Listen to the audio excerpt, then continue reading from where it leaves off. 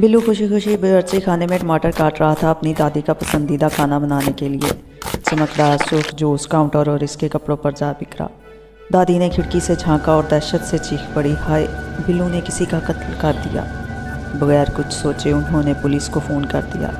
चंद ही लम्हों में सायरन गूंज उठे। एक मुकम्मल पुलिस स्क्वाड घर पर धावा बोल चुका था। सब ने हथियार थान लिए। हथियार फेंक दो, एक अफसर ने धाड़ कर कहा।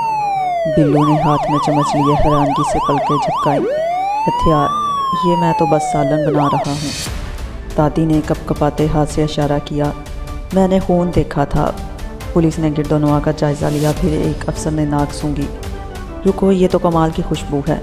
एक बहादुर अफसर ने चम्मच भर कर खाने का मज़ा चखा। इसकी आंखें हैरत से फैल गईं। सर, ये तो लाजवाब खाना है। चंद लम्हों में पुलिस ने हथियार रख दिए और प्लेटें उठा लीं। खौफ की जगह कहकों ने ले ली और सब बिल्लू के हाथ का खाना एंजॉय करने लगे। दादी को अपनी गलती का एहसास हुआ और वो बुड़बुड़ाई, मेरी गलती थी।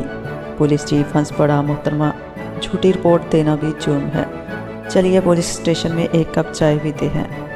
बिल्लू ने ठंडे सालन को देखते हुए आह भरी, अगली बार सिर्फ सलाद बनाऊंगा।